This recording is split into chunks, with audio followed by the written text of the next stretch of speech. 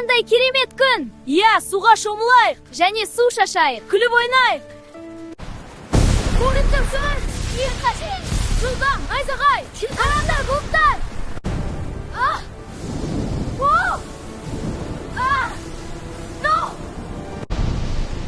Кепкам! Қайда кеттім? Сол кезде орман іші азан-қазан болды.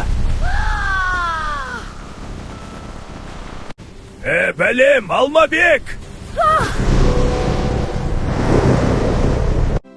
Сендерге мен не жаздым?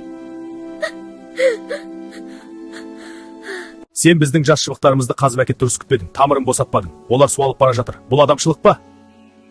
Кешіріңіздер, мен оларды бүгіннен бастап мәпелеп күтемін. Су құямын, түбін қопсытамын. Мен ағаштарды суарып, үйге қайттым.